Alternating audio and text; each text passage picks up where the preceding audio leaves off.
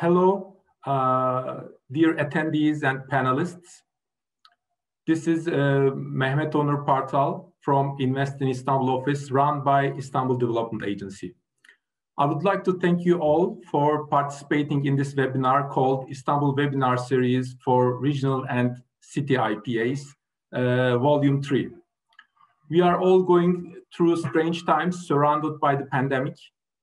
So in the light of the new normal, regional authorities, including the IPAs, play a vital role about alleviating the impact of COVID-19 on our economies. From our perspective, investment promotion agencies should consider themselves as collaborative counterparts rather than seeing themselves as rivals. Learning from each other and sharing best practices matter. Therefore, we see Istanbul Webinar Series for Regional and City IPAs supported by WAIPA, World Association of Investment Promotion Agencies, an opportunity to pave the way for new cooperative actions and offer policy recommendations. In our third volume of this webinar series, we have three distinguished panelists from WAIPA, the World Bank, and PwC. Ahmed Omic of Bosnia and Herzegovina. He is a research analyst from WAIPA. Welcome to our webinar, dear Ahmed. Thank you very much, Onur. Alex Sanhiz Vicente of Spain. He is the investment climate consultant at the World Bank. Alex, welcome to our webinar. Thank you so much, Mr. Partal. It's a pleasure to be here. And İdil Ozdogan of Turkey. She is the director of PwC Turkey in the public sector and development. So welcome to our panel and webinar, Mrs. İdil Ozdogan. It's a pleasure to be together today. In today's session, we have some topics to cover, but they are not limited to. We would like to hear about the World Bank WAIPA's joint and comprehensive global survey to capture investment promotion agencies' main institutional characteristics, corporate planning and services, as well as the main changes and challenges that the IPAs are experiencing, potential benefits of expanding IPA research, how can a sound relationship be formed between IPAs and sustainable development goals. Moreover, I would like to bring up another hot topic on the table, the digitalization of IPAs. This is a trending topic all around the world after the pandemic especially, and the importance of investment volume, role of IPAs from a regional development perspective, startup ecosystems from a city regional perspective, what can a city offer for international business environment? Last but not the least, we will cover a different story for startups, industry startup engagement. So we will also have Q&A session. Please drop your questions so our panelists will be answering them sincerely. First of all, I would like to thank you again for giving me this opportunity. On behalf of the people of Istanbul, I'm saluting you all. Merhaba from Istanbul, a blessed Friday to you. After this quick briefing, it is going to be a pleasure for me to kick off this webinar. Dear Ahmed and Alex, I would like to congratulate you on the preparation of such a wonderful report, the State of Investment Promotion Agencies. As often being the first stop contacted by the global investors, IPAs have one of the key partners and stakeholders in the overall site selections, incentives, data collection, bureaucratic certification, and company establishment processes. However, frankly speaking, knowledge gaps are present regarding their structure and main operations. So to fill these gaps, you have conducted this survey, global survey, to capture these their main institutional characteristics and so on. So I would like to give you the floor to let us know about the results of this survey. Thank you. The floor is yours. Thank you very much, Onur. In a few seconds, I will share the presentation. Can you assure me that you are able to see it? Yes, it's seen. Okay, great. So as Onur already made a wonderful presentation of our report, I will just skip this introductory part as we don't have much time. As you already mentioned, this is a very comprehensive report, and I highly advise you that you after this webinar that you go to our website and you obtain the full report and find more insights on it. So basically, this is the presentation overview. We will talk first about the survey overview and methodology. We will cover the main survey findings over the three core pillar of the investment promotion. Then we will talk about challenges and changes and the reforms desired by IPAs, COVID-19, and response of the investment promotion agencies to this pandemic. The survey is conducted jointly by the World Bank and World Association of Investment Promotion Agencies. It was sent to 162 national IPAs. In total, we obtained 91 responses.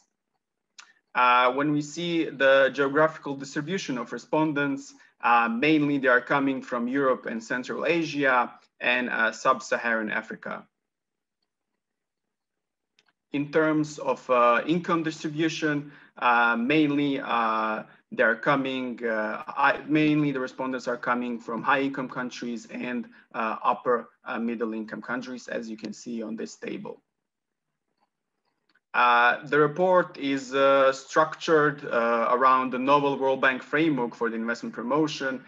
This framework includes the three key pillars of the investment promotion. The first one is a corporate planning and sector prioritization. The second one is institutional framework for the FDI. And the last one is the investor services. So let's kick off with the main findings over the first pillar for the effective investment promotion. The first pillar, corporate planning and sector prioritization, is emphasizing the importance of having a multi-year strategy and the importance of sector targeting.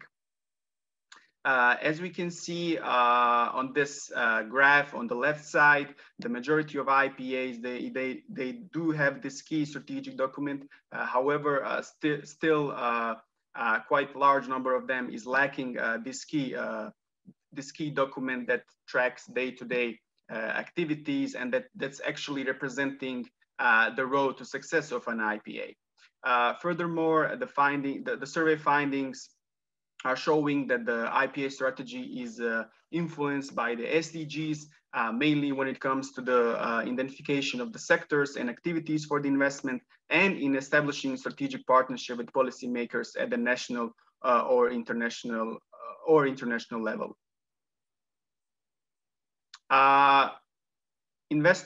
Sector targeting is a part of effective investment promotion. This claim is supported by various researchers, and they found a strong correlation between performing this practice and the increase in the FDI inflow. However, IPAs tend to have too many priority sectors. As we can see, an average IPA has 11 of them, and actually this is diminishing the effectiveness of this practice.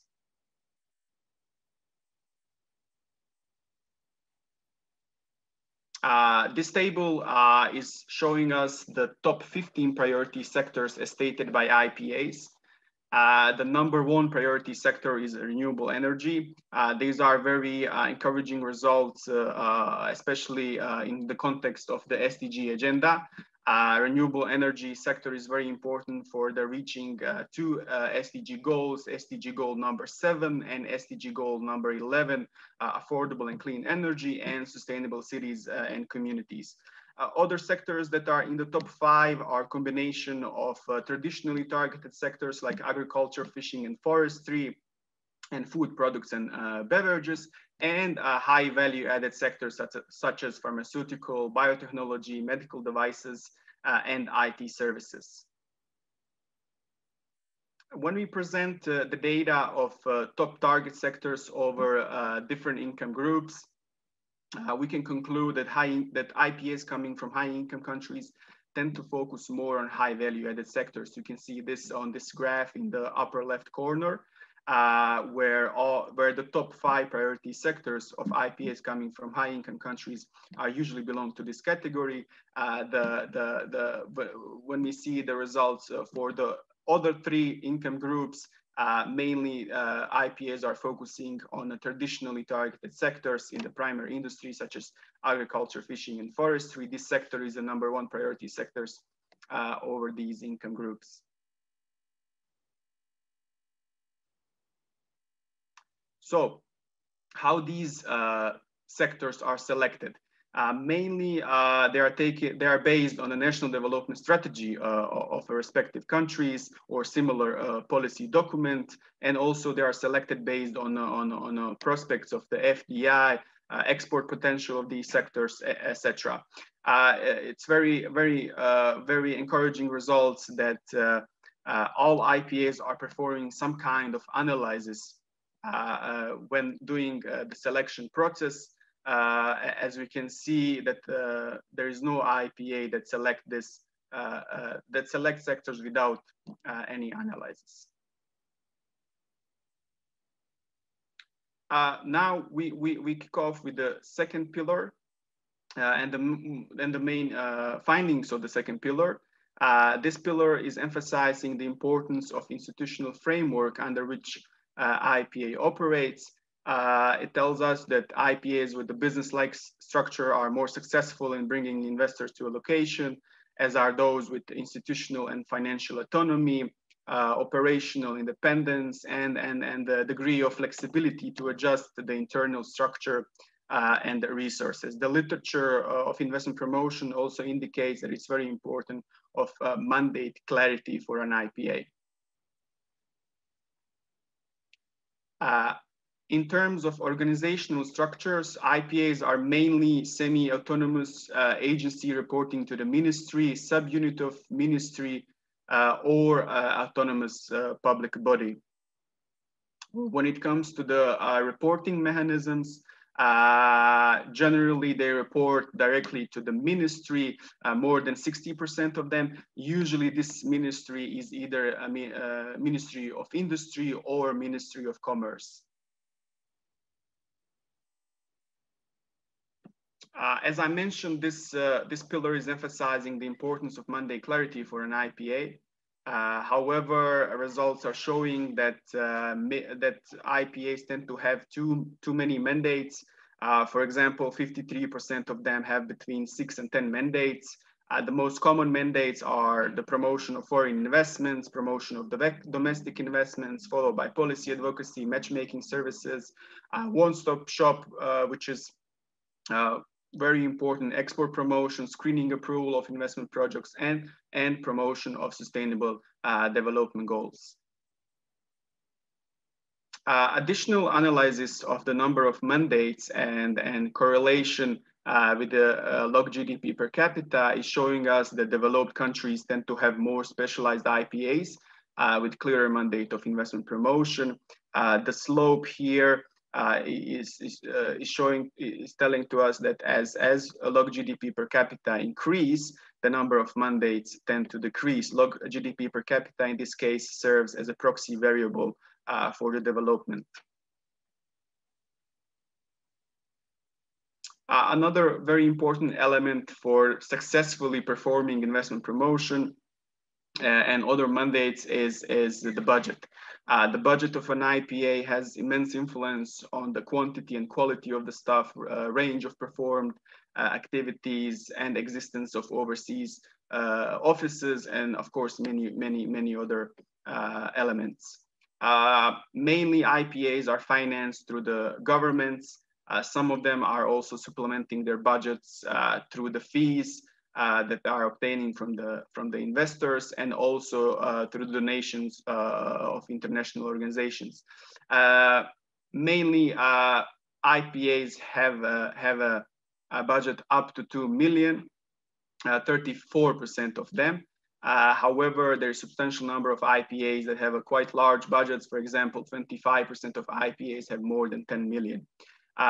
When we analyze more this data, and when we compare size of budget over different income groups, we can conclude that more developed countries tend to have more resources. This data is shown on this table below. In terms of the budget that is specifically dedicated to the investment promotion, IPAs spend up to 1 million, while mostly while a substantial number of IPAs spend up to 5 million.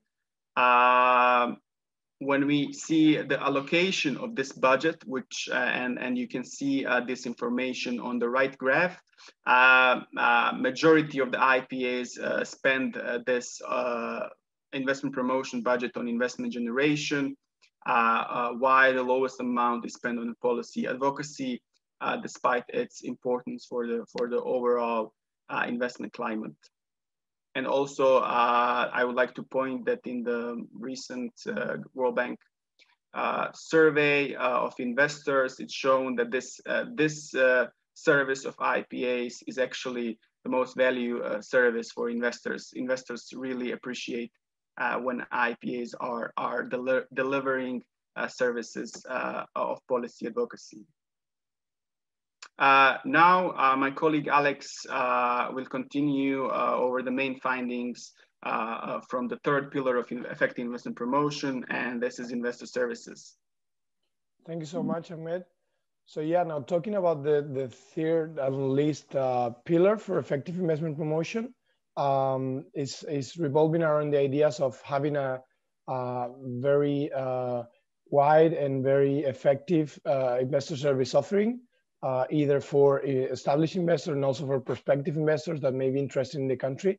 This is, we really need to point out here that is as important as the other two pillars that the World Bank Group has been comprising in their new framework for investment promotion and retention for foreign direct investment.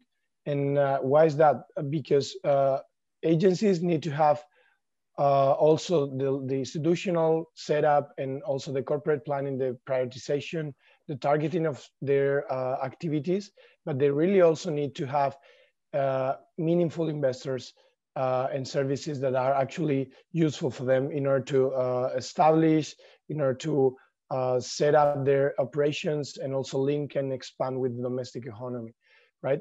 So basically we ask a bunch of questions related to what was the current investor service offering for the IPAs that responded to the survey, and we see, and we can actually check that on the table that is right now displayed in the slide, that around the 4 stages that the World Bank Group understands are part of the investment life cycle, which are attraction, entry and establishment, retention and expansion, linkages and spillovers. There's a decay of the services that are provided by IPAs at the 2 latter stages of this investment life cycle, which are retention and linkages. We tend to see, and we've seen by the results that are shown in the report, that the IPAs are still providing more service at the attraction stage. Then they go a little bit with less intensity, providing services for information and assistance. But when we get to see these 2 latter parts, as I was saying, they are not that active by providing those IPAs, those services from IPAs. So basically, darker green in the table indicates that more IPAs are providing the service, and we see that attraction are in the range of 50s and also 60%. And after that, we see this decay. Basically, IPAs, we feel that are front-loaded, and now it's actually more important than ever that these agencies, conduct these efforts for retaining those investments at risk in order to keep the firms, afloat, and in order to preserve all the jobs that these firms are creating. Now, talking about the social media, which is another important angle that we wanted to include in this new study, because it's one of the best and most important tools in terms of digitalization for agencies in order to do many different things in order to manage the relationship with investor. Basically, we ask in IPAs regarding these 8 activities, what was the social media network that was mostly used for each of them. And we have seen by the results of the survey that LinkedIn is by far the most important social media network that is currently being used by IPAs around the world for you know, conducting regular activities in the day-to-day operations of the IPAs, such as identifying and recruiting staff, identifying investors, gathering investor intelligence, and so on and so forth. So basically, we see that LinkedIn is the most effective platform for most of these tasks, especially for those that I've just mentioned. And it's also important to note that more and more IPAs are relying on these social media platforms in order to be more effective in their day-to-day operations. Now, we also requested information in other areas related to investor services, and we analyzed those. And here we are presenting some of the main findings. Basically, an IPA needs to have at least 3 internal systems, or at least 2 out of these 3 internal systems, in order to provide good services and you know, meaningful and having a meaningful relationship with investors, in order to manage these internal and external information, all the flows that are you know, in place whenever you start the relationship with a prospective investor. Maybe you help him to set up, you connect him with the relevant authorities, you walk him through from the A to C process in order to establish and then link with the host economy. And basically this, at the World Bank Group, based on our operational experience, we understand that at least there should have been a standard operating procedure, which is basically an informational system that helps manage all this information, or at least a custom relationship management system, right? So basically, we have found that 35% do not have any system related to that. So there's still some room for improvement in terms of how to manage these flows of internal and external information in order to be more effective, in order to provide these services for investors. We have seen also that as for mobility, only 26% of the CRMs are used by IPAs via mobile devices, which is more important than ever, taking into account the current context and the specific restrictions that we have in terms of traveling, in order to conduct digital onboarding and all this.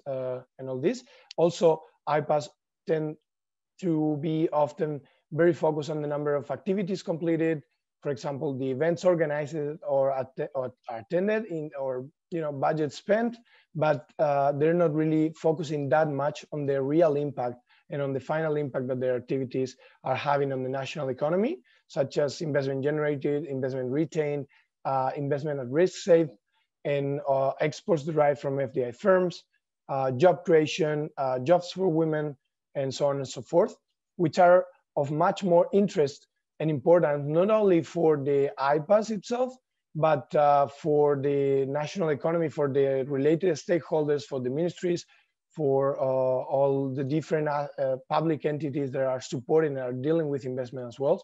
So therefore, we really need to emphasize the need for the IPAs to conduct better and more monitoring and evaluation frameworks in order to understand how effective are their operations and what is the real impact that they're having in the medium and long term.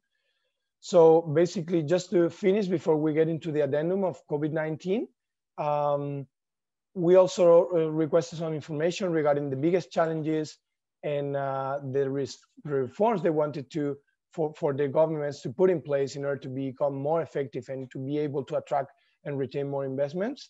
So basically on the challenges, IPAs had to provide the top 3 challenges that the agency was currently facing by the time we conducted a survey, and were having an impact on the effectiveness and the performance of the agency.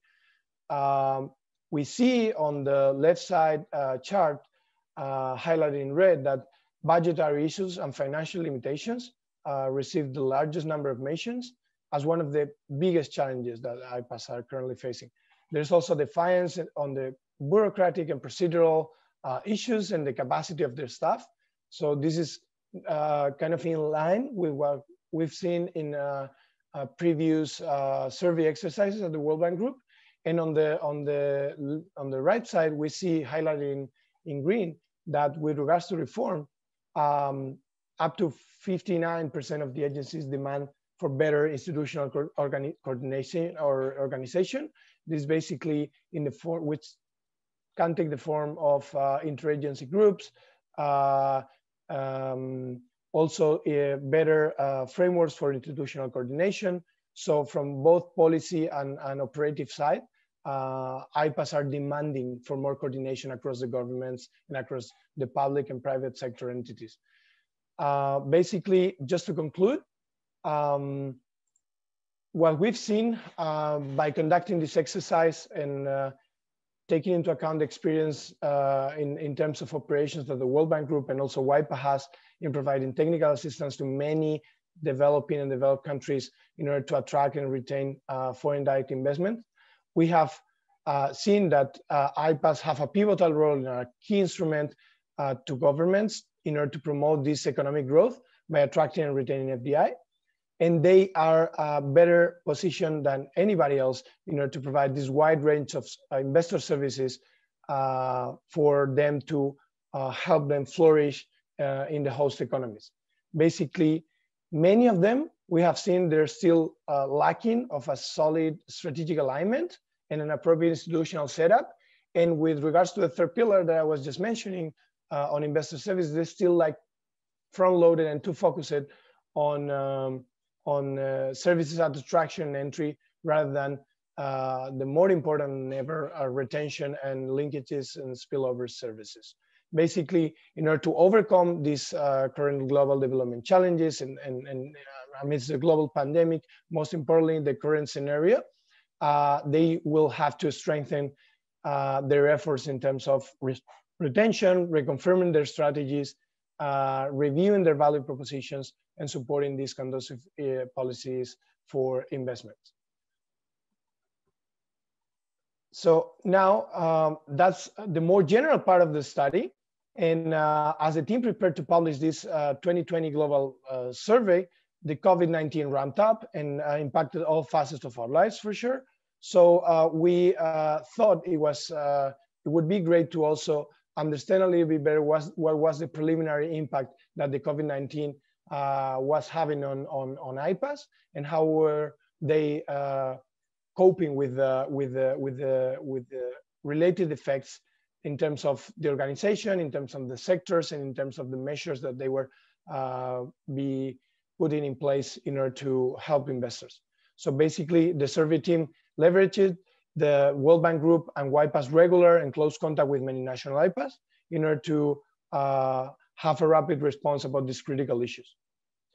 What we see in the slide, and there will be, I forgot to mention that there will be at the end of the presentation that will be shared with all the participants, the link to the full report and to this addendum of COVID-19 response by IPAs. We will be happy also to take questions in order to provide more information about this other piece of research.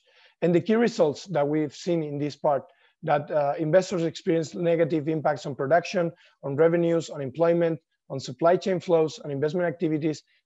That is to say, on all different parts of the core parts of the firm's activities.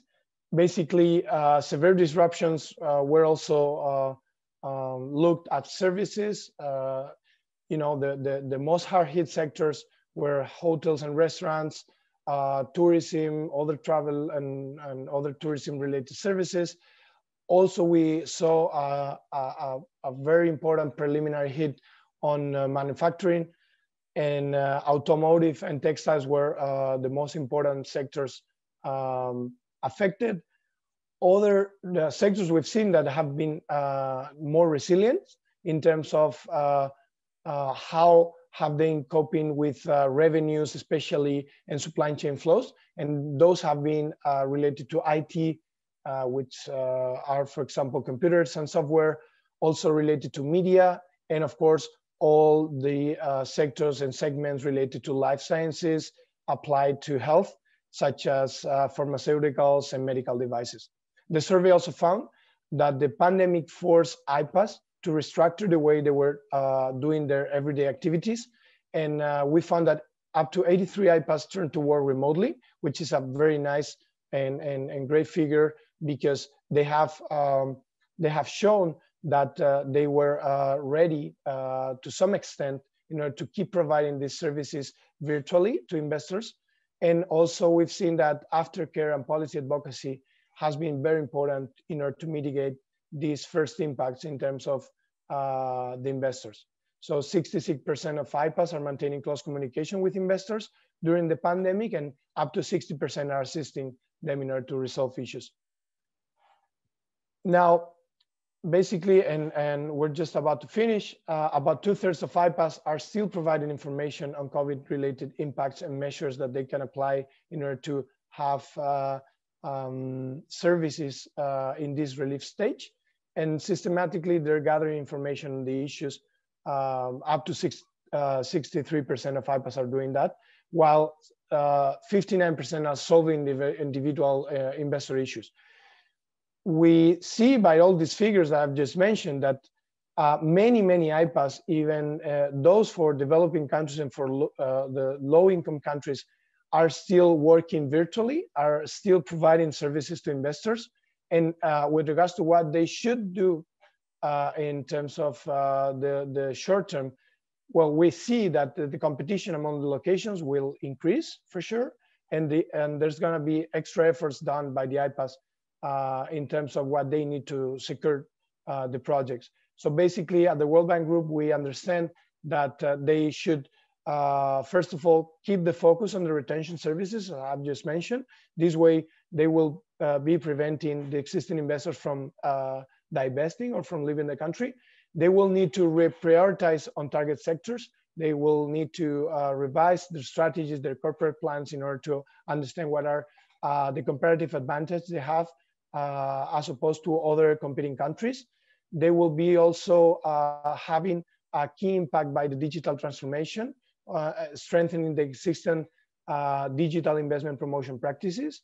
And that is, for example, upgrading the websites, improving their digital onboarding services, I just mentioned, embracing digital marketing and data analytics, conducting new services such as e-registration of businesses, licensing, and so on and so forth. And also, last but not least, harvesting innovation and promoting the startup ecosystem and the entrepreneurial ecosystem.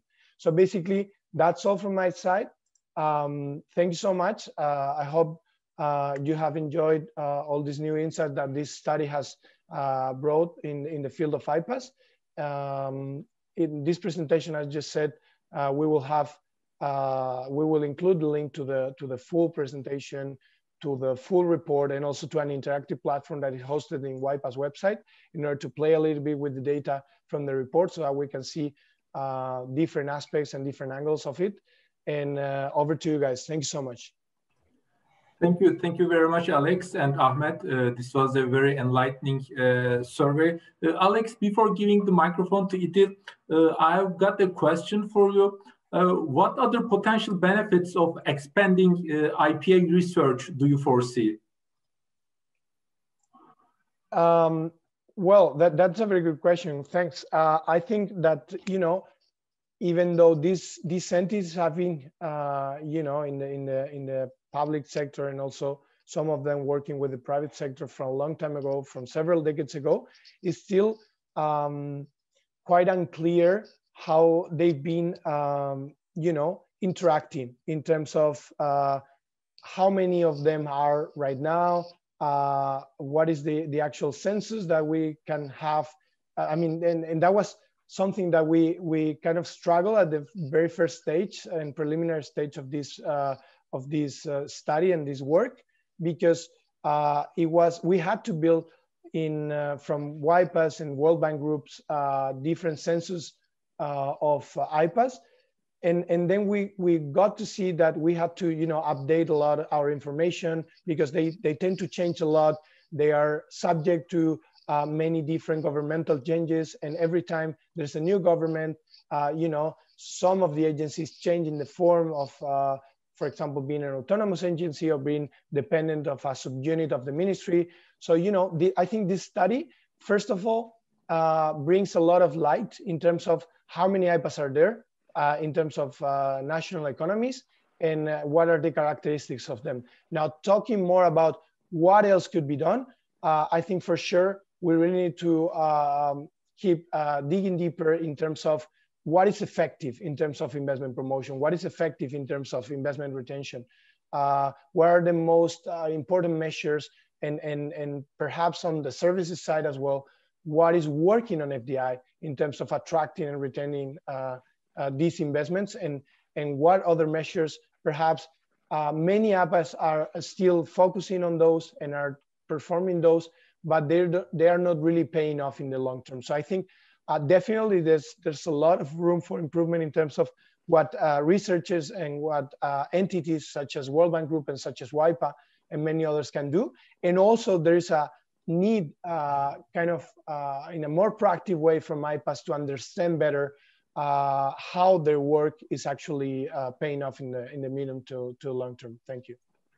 Thank you very much. I would like to talk about the Sustainable Development Goals, dear Idil. Regarding the Sustainable Development Goals, could you describe? Actually, I would like to talk about it as well. It was, adopted by all United Nations member states in 2015, and it provides a shared blueprint for peace and prosperity for people and the planet of Earth now and into the future. And at its heart, there are 17 Sustainable Development Goals, which are an urgent call for action for all countries. So could you describe your views about on how to contribute to the achievement of these goals when you were in the shoes of SMEs and multinationals, from looking from the PwC perspective?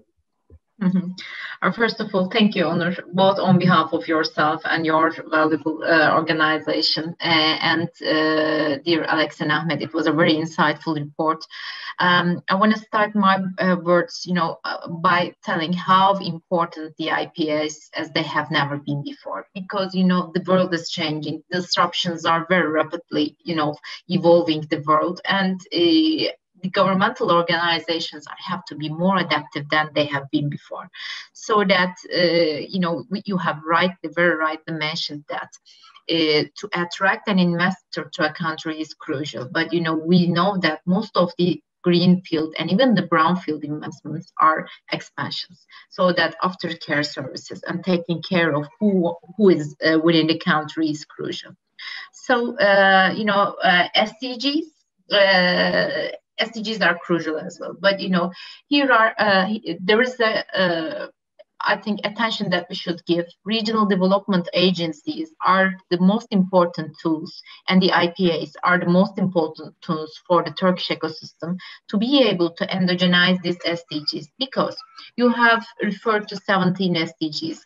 Prioritizing them is crucial. For example, women empowerment. It's not the same capability. Each and every firm doesn't have the same capability to be able to implement it within its hiring procedures and the others. SMEs and the large corporates, deal with the issues in different manners, so that IPAs know the countries very well and capabilities of the countries that they operate, and also the regional development agencies, the region that they operate. So they have a converter capability to tell to the SMEs, micro SMEs, large firms, what these 17 set of SMEs SDGs mean for them, to translate it to their daily routines. Because I strongly believe that if you do not implement a philosophy or a vision or mission within your procedures and the daily routines, you cannot endogenize it and make it a part of your work. It should be a part of your hiring process, decision criteria, and the others. So therefore, SDGs are crucial for the rest of the world. There are lots of challenges. Climate change, increasing women labor participation, and more blue oceans. The world has given this message to us, recently and very strongly. So I see a huge potential for IPS at that point. I just want to add an additional sentence to that scope. Until now, we haven't been the IPAs couldn't be so proactive, because the investors they were seeking three main criteria all around the world. They were seeking efficiency, resources, and some low cost. When we think and we analyze considering these for Turkey has been a center of excellence, center of attraction for automotive industry, because OECD named Turkey as a smart industrial zone for automotive industry. It means that you have tier 1 suppliers, tier 2 suppliers, and related ecosystem for the industry. So in increasing these numbers and having an adaptive and proactive mechanism to increase the cases of given investments are crucial for IPAs. And I think the top agenda items of international investors are full of SDGs, how to implement them. So I strongly believe that more industries, as soon as more industries, endogenize that SDG implementation into their procedures, will be more successful. Okay. Ahmed, we were also dealing with these SDG goals regarding the IPAs. So to which extent IPAs are more important, very important in reaching the SDG goals from your perspective? Thank you, Onur. SDGs agenda is very important for all of us. We only have this planet, so it's very important that we seriously understand the importance of this agenda. I would say that IPAs are important, but not the most important in this whole process. I think it's necessary a holistic approach, I think, of all entities in the society, governments, private sector, in order for these goals to be reached. In which sense IPAs are important here? Because FDI can play a significant role in reaching these SDGs. So simply by IPAs, by focusing on the right kind of investment, in this case, sustainable investment, they can help in reaching this agenda. So yes, they are very important, but not the, let's say, the only side that should work on this. They are part of the process, and reaching SDGs, actually, we all of us need to understand it and need to go to work on it. That's the only way. I see. Thank you very much. Dear Idil, you said that you were also making research, conducting surveys and reports about regional development, and you have this regional development perspective as well. So could you tell us the importance of investment volume, and the role of IPs from a regional development perspective rather than thinking global? I was referring to that adaptive content generation for IPAs. Most of the Nordic countries started implementing it. You're an investor. When you want to make your decision about investing in a country, you are working like a radar and comparing lots of countries. And you want to see if you're for example, manufacturing company, we were talking about services and manufacturing industries. What are the innovative startups around you, where in the area that you are going to invest? What are the average tenure of the engineers that you are going to work with? What are their capabilities? These are I think most valuable inputs that the regional development agencies and the actors in the regional development can give insight to the IPAs. There are lots of investment regions within a country, and I see a huge collaboration avenue for this regional perspective and the national perspectives. We have been establishing 3 innovation centers in Turkey. One is in Izmir, the other 2 are in Adana and Mersin. Our focus there is increasing the serendipity and the avenues for collaboration with large firms and the startups. Startups and scale-ups are changing the way that the business is delivered, and that large firms are trying to be more agile by working with them. we try to give them a platform to, solve out the problems of the large ones. And the large ones have the market access. The startups and scale-ups need the market. So that such kind of, areas, avenues will enrich the ecosystem in terms of innovation and better, industrial implementations. And I think Turkish government made a good progress about the venture capitals to be available for given entrepreneurs and to further investments in the area. And these two very young funds established in Turkey, one is for the regional development and the other one is the innovation, are crucial at that sense, so that you can enhance the flora, the doing business environment in Turkey by having more and more startups in the field.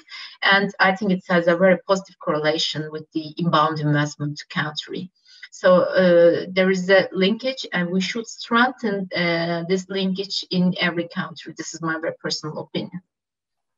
Thank you so much. And we know that, as with many other organizations, Ahmed and Alex also put them in their presentation, the IPAs have had to switch to remote working arrangements and face various organizational, IT, and management challenges.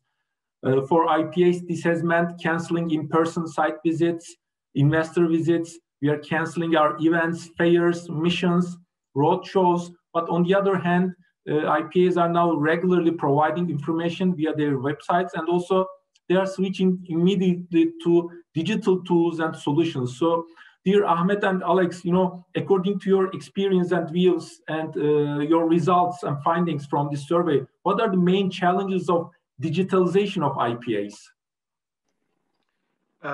If I can just start first, I think digitalization is affecting IPAs in two ways. The first way is that it's changing the operation within the IPA itself. So especially now during this pandemic, they needed to employ some tools that were maybe unimaginable before. For example, having e-meetings, e-conferences, reaching investors through these tools. More than ever, IPAs are utilizing social media for their investment promotion activities. There are also, website is now maybe the most important tool that IPAs have, especially a good and well-structured website. So yeah, this is the one aspect. Another aspect is that digitalization is changing the FDI world, I would say. In which sense is that today reaching global markets doesn't require investment in heavy assets. You can simply, reach the global markets with, intangible assets such as royalties, license fees, etc. So these digital investments, they require new attraction methods. They have new regulations. So indeed, digitalization is changing all of us, is changing IPAs, and I think IPAs need to prepare themselves for this. And this is coming in the near future. Yeah, perhaps Alex, just, would you like to add something? Yes. Yeah, just to complement what Ahmed has just said, I think it's not surprising that the survey revealed that among the major changes anticipated by the agencies in the near future, one of the biggest ones is the impact of the digitalization and the technology disruptions. I think this influences a lot the changes in the market. And of course, this also affects IPAs since, there are new investment promotion methods that are arising. I also think that IPAs are increasingly making more and better use of these emerging technologies. For example, apart from what Ahmed has just said, using data science techniques in order to improve the effectiveness of the targeting, the efficiency of the investor services, and also to help them with the monitoring evaluation frameworks, as well as, of course, managing relationship with investor, kind of a more core activity or something that was previously being performed by IPAs. However, I would say that at a global level, I'm not quite sure to what extent actually these IPAs are currently adopting these technologies and how actually is paying off in the long term. So I think we're still kind of at an early stage in which these new technologies are being used by the IPAs, but we're not entirely sure how how these tools are actually helping them or not that much in terms of being more proactive or being more successful in terms of promoting and retaining investments. Okay. Thank you again. Dear Idil, you are from PricewaterhouseCoopers, which is a global network that helps organizations and individuals create the value they're looking for. I'm now going to go back to your story about startups and startup ecosystem. You already touched and mentioned some of the actions that you have, activities you have implemented so far. From a regional or a city perspective, how can a sound startup ecosystem be formed? And could you brief us about the involvement of like technological development zones, accelerators, funds, incubators, co-working spaces, mentorship organizations, and so on and so forth? What can a city offer in the overall in order to attract these international business people and startups? Mm-hmm. Yeah, what a challenging time to foresee what's going to happen and who will be the next power. We are all living that myopia all together and trying to, have some insights and forecasts like an oracle. So I think that there are some crucial things that we should put over the table. One is, as you have mentioned, the services that the governments render will lead a dramatic change. We call it as a front office transformation. The services that you give to your citizens should be digitized, and the readier, the more investment that you have done before your competitors, you will have more, citizen satisfaction, citizen happiness. So the second one here is, I think each and every city should have an identity being a hub of something. You can offer a sustainable living style in a city. Let's talk about Istanbul. It's more than a city. It's more like a country. But we see in our competitors around the world, London has been a great example for fintech ecosystem. We see a similar thing in Dublin and in the Asian economies and in US as well. So that I think for a city to be a hub of attractiveness, you should have an identity. This is the most crucial part. You should map what you are going to offer very well. We have talked about the competences around the city, the universities, the R&D labs, and what are the incentives that the governments give locally in particular areas. Turkey, I think, within our latest research, we have seen that Turkey has been among the top R&D incentivizers all around the world. But it's like a baby. You teach how to walk, but after a minute, you have to leave these companies to be able to grow by themselves. So this is the challenging part. That technology spillover is, I think, only possible with the investment of foreign with the help of foreign investment, because they have a very, very large spillover effect. For Istanbul, this is again my very humble opinion. We have seen that we have lots of opportunities, inputs, and infrastructure capabilities for the city. But as the next stage, we should take the benefit of C19 and turn it into a large set of offerings for different industries, different size of firms, and the others. So I think this is my very personal opinion again. We have completed 2 recent studies, 100 economic powers around the world.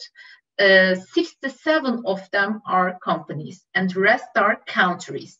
We are used to see countries regulating the companies, but in the short run, I strongly believe that large large and innovative leading firms all around the world will be digital islands, because Turkey will, for example, Turkey will have its own set of rules to deal with Google and Facebook in the territory, but Google or Facebook or the other technology giants will not face the same regulations in another territory. So we will face with digital islands.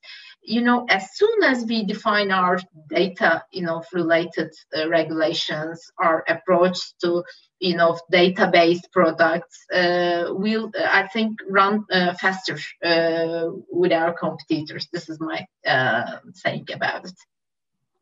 Again, dear Idil, in daily life, we have so far been hearing of mostly the interactions of startups with universities, science parks, incubators, and etc. However, I think there is a point that we are probably missing. This is the industry startup collaborations. Would you like to tell us more about this concept? With pleasure. If you have a look at the most prominent startups that we have faced within 5 years, Uber and the others, they are city-oriented startups. They haven't gone out of the industrial zones, any other places. And most of them are B2C startups, by the way. We can have lots of B2B startups, technology-driven, manufacturing technology-driven startups from these technoparks. But the, very fresh ideas are being, cooked in the heart of the cities. But within our spatial planning structure in most of the mid-level and high-level industry countries, we see that industrial zones are a little bit away from the city center. It means it structurally blocks the interaction between the industry and the innovative ideas. Let's not call it just as the startups. So I think we should have some secondment programs within the industries and these startups. And these industry members and the firms should, I think, bring to the table their problems and get the help of the startups to deal with these problems. I think it will be more, both the cost effective and the interaction between these startups and the industry people will increase, and they will converge into each other and start talking a common language. Because we see that there are different and isolated communities within the ecosystem. Manufacturing community, startup community, they have to converge into each other as soon as possible. This should be our, I think, urgent steps to jump in. Thank you very much. I think we have covered almost everything in our agenda. I would like to just tell my panelists that if you would like to add another topic or point, you are free to go. I would like to add point to what Idil said about city identity. I think this is our the first pillar of the novel or World Bank framework of investment promotion is specifically focused on the segmentation.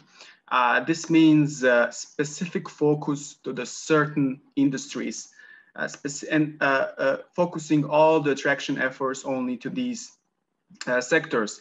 According to the recent UNCTAD report, it's expected a 50% of decrease in FDI inflow. We have only 50% of investments left. It will be a fierce competition. Therefore, being special, offering special services, focusing on specific niche, I think it's the only way to go. So this applies not just to the cities, it applies to the regional IPAs, it applies to the national IPAs. And performing segmentation is a well-established practice in almost every business, in marketing. We all know of it. It's proven that it's effective, especially now when it will be a very, very fierce competition for the FDI. Thank you again. This webinar has been the last part of our Istanbul webinar series for regional and city IPAs that aims to shed light on the important work of regional and city IPAs during and post-COVID-19.